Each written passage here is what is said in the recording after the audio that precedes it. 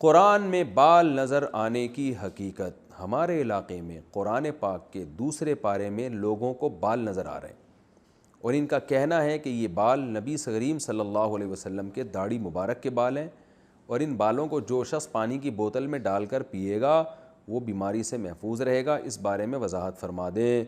امتیاز علی نواب شاہ۔ دیکھیں، جن لوگوں کو بال نظر آ رہے ہیں یا تو ان کی آنکھوں میں بال ہے، وہ بال نظر آ رہے ہیں ان کو، یا وہ فارغ البال ہیں، ان کا دنیا میں کوئی کام نہیں ہے تو الٹی الٹی چیزیں ان کو نظر آ رہی ہیں۔ لیکن یہ جو بال قرآن میں نظر آتے ہیں یہ انسانوں کے بال ہوتے ہیں، لوگ تلاوت کرتے ہیں تو بال گر جاتے ہیں، تو ان کو پانی میں ڈال کے بالکل پینے کی ضرورت نہیں ہے۔ خام خواہ میں کسی کی جوئیں ہوئیں جراثیم چلے جائیں گے پیٹ میں، مرمرا جائیں گے آپ بلا وجہ، تو اس لیے فضول چیزیں ان میں لفٹ نہ کرائیں بالکل، ان چیزوں کو بکواس ہے یہ سب کچھ۔ چکن میں خون نظر آئے تو کیا کریں؟ چکن میں جو خون کی آمیزش رہ جاتی ہے کیا وہ حلال ہے یا حرام؟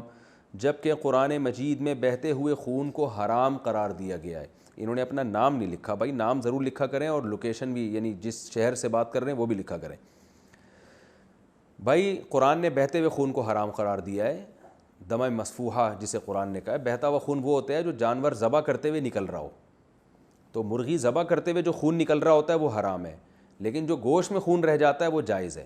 تو اس لیے جب آپ چکن خرید کے لائیں تو اس پہ جو خون لگا ہوا ہوتا ہے وہ جائز ہے، اس کو کھانے میں کوئی حرج نہیں ہے۔ ویسے بھی وہ دھوئی جاتی ہے تو وہ ویسے بھی صاف ہو جاتا ہے، لیکن اگر کوئی بغیر دھوئے بھی اس کو پکا کے کھا لے گا تو وہ حلال ہے، کیونکہ جو خون بہہ گیا ہے نا اس کا جانور ذبح کرنے کے بعد، تو وہ بہتا ہوا خون جو ہے اس کو استعمال نہیں کیا جا سکتا۔ کیا نصاب کو منہا کر کے زکوٰۃ دیں گے؟ عبدالصمد انڈیا سے۔ کسی کے پاس 7.5 تولہ سونا ہو تو زکوٰۃ فرض ہوتی ہے، میرے پاس 20 تولے سونا ہے۔ بھائی عبدالصمد آپ ذرا کہاں رہتے ہیں ذرا مجھے بتائیے گا یار، اور کبھی اکیلے میں کہیں نکل رہے ہوں تو بھی بتائیے گا۔ آپ کے پاس 20 تولے سونا ہے، مجھے پورے 20 تولے سونے کی زکوٰۃ دینی ہوگی یا 7.5 تولے سونا نکال کر 52.5 تولہ سونا کی زکوٰۃ دینی ہوگی؟ عبدالصمد بھائی آپ چاہ رہے ہیں کہ آپ کی 10 انگلیاں گھی میں ہوں، ایسا نہیں ہوگا۔ دیکھیں 20 تولہ سونا ہے تو 20 تولے سونے ہی کی آپ کو زکوٰۃ دینی پڑے گی، اس کا 2.5% آپ زکوٰۃ میں نکالیں گے۔ اب چاہے سونا نکالیں یا اس کی قیمت نکال دیں۔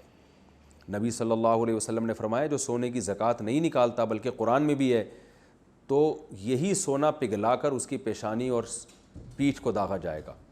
تو زکوٰۃ بہت بڑی عبادت ہے، خوش دلی کے ساتھ کرنی چاہیے، اور نہ دینا کبیرہ گناہ ہے۔ غسل کے وضو سے نماز پڑھ سکتے ہیں؟ جو وضو ہم غسل شروع کرنے سے پہلے کرتے ہیں کیا اس وضو سے نماز ہو جائے گی، یا غسل کرنے کے بعد نماز پڑھنے کے لیے دوبارہ وضو کرنا ہوگا؟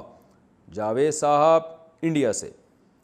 اگر آپ نے غسل کرنے سے پہلے وضو کر لیا اور پھر دوبارہ غسل کیا تو ویسے ہی آپ کا وضو ہو گیا، دوبارہ وضو کی ضرورت نہیں ہے۔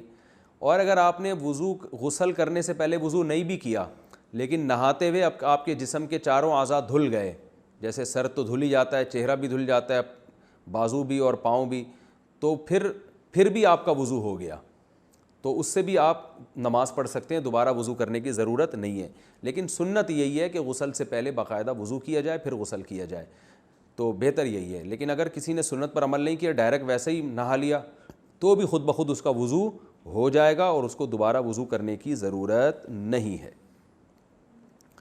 اگر والدین پسند کی شادی پر راضی نہ ہوں، محمد جنید صاحب لکھنؤ سے، میں اپنی خالہ کی بیٹی سے شادی کرنا چاہتا ہوں، ابو امی راضی نہیں ہیں، وہ کہتے ہیں کہ لڑکی کے سر میں درد رہتا ہے، وہ بیمار رہتی ہے، اس کے ابو کے مزاج بھی تھوڑا ٹھیک نہیں ہے، اور ان کے گاؤں والے بھی ٹھیک نہیں ہیں۔ ہائے ہائے ہائے ہائے، کیا ان وجوہات کی بنا پر، یہ ہائے ہائے یعنی لکھا ہوا ہے، میں افسوس سے کہہ رہا ہوں، کیا ان وجوہات کی بنا پر شادی کا کیا حکم ہے؟ بھائی محمد جنید صاحب، آپ کی خالہ کی بیٹی سے آپ شادی کرنا چاہ رہے ہیں، اس کے سر میں بھی درد ہے، اس کے ابو امی بھی خوش نہیں ہیں اس شادی پہ، اور بیمار بھی رہتی ہے، اس کے ابو کا مزاج بھی ٹھیک نہیں ہے، تو ابا اماں آپ کو منع کر رہے ہیں، تو معقول وجہ ہی معلوم ہوتی ہے منع کرنے کی۔ مان لیں ابا اماں کی آپ پہ عشق سوار ہے، ایسا نہ ہو جب عشق کی بیس پہ آپ نے شادی کر لی، پہلی بات تو جب اس کے ابو امی راضی نہیں ہیں تو آپ شادی کیسے کریں گے؟ بھگا کے شادی کوئی اچھا کام تو نہیں ہے نا۔ تو لڑکی کے پہلے ابا کو راضی کریں، اماں کو بھی پٹائیں، یعنی ان کو راضی کریں آپ، پھر اس کے بعد آپ اس لڑکی سے شادی کریں گے. ابا اماں راضی نہیں ہے تو آپ کر لے کیسے لیں گے؟ تو اور سر میں درد رہتا ہے تو بیچاری کا علاج ہو جائے گا پیناڈول سے یا کسی بھی چیز سے, یہ تو میں نہیں کہہ سکتا. تو اصل میں یہ گھریلو معاملات ہیں, اس میں کچھ کہہ نہیں سکتا. جائز ناجائز کا مسئلہ تو میں بتا سکتا ہوں کہ زبردستی آپ کی شادی کہیں کرائی نہیں جا سکتی, شرعاً یہ جائز نہیں ہے. اور جہاں انسان چاہ رہا ہو, شریعت نے ترغیب دی ہے کہ وہیں شادی کریں والدین اس کی. لیکن اب آپ ایسی جگہ چاہ رہے ہیں جہاں آپ کے والدین سمجھتے ہیں ان کو نقصان ہوگا یا آپ کا مستقبل تباہ ہو سکتا ہے, تو وہ آپ جانیں, آپ کے والدین جانیں, وہ گھریلو مسئلہ ہے. تو اس میں جب تک کسی کے 100% حالات سامنے نہ آئیں انسان کسی کو مشورہ نہیں دے سکتا. تو آپ اپنی کزن سے شادی کریں یا نہ کریں, میں اس بارے میں آپ کو کوئی مشورہ اس لیے نہیں دے سکتا کہ میں پورے طور پر آپ کے گھریلو حالات سے, آپ کے والدین کے جذبات اور ان لڑکی کے حالات سے واقف نہیں ہوں. یہ صرف 4 چیزیں پتہ چلی ہیں: سر میں درد, ابا اماں راضی نہیں ہیں, ابا کا میٹر بھی اکثر شارٹ رہتا ہے, اور ایک اور چیز آپ نے بیان کی ہے. تو اس سے نہیں کوئی جو ہے وہ اس سے اندازہ نہیں ہو سکتا مجھے صرف. اچھا میرے بھائی, نماز کے احکام میں علماء میں اختلاف کی وجہ. حدیث میں ہے کہ آپ صلی اللہ علیہ وسلم نے فرمایا اس طرح نماز پڑھو جیسے میں پڑھتا ہوں.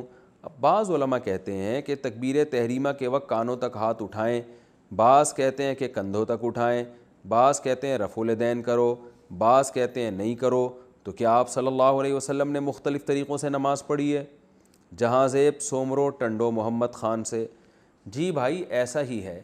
آپ صلی اللہ علیہ وسلم نے فرمایا صلو کما رأیتمونی اصلی, ایسے نماز پڑھو جیسے میں نماز پڑھتا ہوں.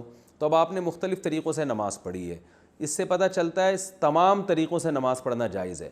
رفع الیدین کر کے بھی پڑھنا جائز, نہ کر کے بھی پڑھنا, کندھوں تک ہاتھ اٹھا کے پڑھنا بھی اور کانوں تک ہاتھ اٹھا کے پڑھنا بھی, ہر طرح سے جائز ہے. فقہا میں اختلاف ہوا ہے بہتر طریقہ کون سا ہے. تو اب بعض فقہا نے کہا کہ نبی نے رفع الیدین, جو زیادہ تر حدیثیں رفع الیدین والی ملتی ہیں تو اس لیے کرنا افضل ہے. بعض فقہا نے کہا کہ بھئی کرنے کی حدیثیں اس لیے زیادہ ملتی ہیں کہ کرنے کو ہائی لائٹ کیا جاتا ہے, کسی کام کے نہ کرنے کو ہائی لائٹ نہیں کیا جاتا. تو لہذا وہ یہ کہتے ہیں کہ چونکہ اکثر صحابہ رفع الیدین نہیں کرتے تھے, جیسے کہ ترمذی کی, امام ترمذی جو امام بخاری کے شاگرد ہیں انہوں نے اس کی تصریح کی ہے, وَبِهِ يَقُولُ غَيْرُ وَاحِدٍ مِّنْ أَهْلِ الْعِلْمِ مِنْ أَصْحَابِ النَّبِيِّ صلی اللہ علیہ وسلم. رفع الیدین نہ کرنا بہت سارے صحابہ کا مذہب ہے, بہت سارے صحابہ کا قول ہے. اور جب رفع الیدین کرنے کا ذکر آیا تو انہوں نے کہا بعض صحابہ کا قول ہے جن کے نام بھی بتائے. تو اس بیس پہ امام حنیفہ نے کہا کہ نہ کرنا افضل ہے, کیونکہ نبی نے زیادہ تر نماز بغیر رفع الیدین کے پڑھی ہے اور آخری عمر میں آپ نے نماز بغیر رفع الیدین کے پڑھی ہے. یہ ان کی رائے ہے. تو ہر ایک کے اپنے اپنے دلائل ہوتے ہیں, تو اس لیے کسی ایک کو بھی اس میں ملامت کرنا جائز نہیں ہے. سب کا مقصد نبی کی سنت کو فالو کرنا ہے. جس نے جس طریقے کو افضل سمجھا اس طریقے کو فالو کیا. ایک عرب عالم ہیں سلیمان العودہ, اب تو پتہ نہیں شاید انتقال ہو گیا, اور بڑے پیارے عالم, وہ انہوں نے ایک بڑی پیاری بات کہی. وہ مسئلہ بیان کر رہے تھے کہ نماز میں ہاتھ باندھنا کہاں افضل ہے. تو وہ چونکہ حنبلی ہیں تو انہوں نے بتایا کہ ناف کے اوپر اس طرف ہاتھ باندھنا افضل ہے, اور بعض کی رائے بیان کی کہ وہ کہتے ہیں سینے پہ ہاتھ باندھنا افضل ہے. بعض کو احناف کا مسلک بیان کیا کہ ادھر ناف کے پر جو ہے نا دائیں ہاتھ کو بائیں ہاتھ پہ رکھنا افضل ہے. تو انہوں نے مختلف طریقے بیان کیے. پھر ان کی رائے میں جو طریقہ بہتر تھا انہوں نے وہ بیان کیا. پھر آخر میں بڑی پیاری بات کی انہوں نے کہ دیکھو نماز میں اگر ہاتھ باندھنے کے طریقوں میں اختلاف ہو اور دل ہمارے ایک ہوں, یہ اچھا عمل ہے, یہ برا نہیں ہے. لیکن اگر ہاتھ باندھنے کے طریقے سب کے ایک جیسے ہوں اور دلوں میں اختلاف ہو, یہ برا عمل ہے. تو اس لیے فروعی مسائل میں اختلاف ہمیشہ سے چلا آ رہا ہے, اس میں کوئی حرج نہیں ہے, کوئی اس طرح سے پڑھ لے کوئی اس طرح سے پڑھ لے. لیکن اس بیس پر مناظروں کے چیلنج, جیسے کہ آج کل یوٹیوب پہ بعض فتنہ پرست لوگوں نے جو رفع الیدین کو لے کے بیٹھے تو نہ کرنے والوں کو کہا کہ یہ حدیث کو نہیں مانتے, اور جو نہ کرنے والے وہ رفع الیدین کرنے والوں کو کہہ رہے ہیں کہ یہ جو ہے نا وہ جو ہے متشدد ہیں یا یہ کہ یہ حدیث کو نہیں مانتے. تو اس طرح کی کوئی بھی باتیں اگر کوئی کرے گا تو اس کا مطلب وہ امت میں لڑائی پیدا کر رہا ہے, تو یہ بہرحال برا ہے. تو صحابہ میں بھی اختلاف تھا, کچھ صحابہ یہاں تک ہاتھ اٹھاتے, کچھ یہاں تک ہاتھ اٹھاتے, کچھ یہاں ہاتھ باندھتے تھوڑا اوپر کر لیتے, کچھ تھوڑا نیچے کر لیتے, تو کچھ رفع الیدین کر لیتے, کچھ نہیں کر لیتے. سب چل رہا ہے مارکیٹ میں. تو یہ چیزیں اتنی لفٹ کرانے کی چیزیں نہیں ہیں. اسی وجہ سے ہماری رائے یہ ہے کہ ایک فقہ کو فالو کرے انسان, باقی سب کو صحیح سمجھے. جیسے ہم امام حنیفہ کے فقہ کو فالو کرتے ہیں, اور شافعی کو, امام احمد بن حنبل کو, امام مالک کو بھی صحیح سمجھتے ہیں. کوئی امام شافعی کے فقہ کو فالو کرتا ہے, تو کرے ایک ہی کو. یہ نہیں کہ آدھا ادھر جا رہا ہے, آدھا ادھر جا رہا ہے, آدھا ادھر جا رہا ہے, آدھا ادھر جا رہا ہے. ہماری رائے اس میں اس طریقے پر عمل کرنے سے فساد پیدا ہوتا ہے. تو یہ ہماری رائے ہے, کوئی عمل کر لے ٹھیک ہے, نہیں کرے تو بھی مارکیٹ میں سب چلتا ہے. بڑے بڑے ایشو ہیں, شرک, عقیدہ, یہ بڑے بڑے ایشوز ہیں, ان پر انسان کو زیادہ کام کرنا چاہیے.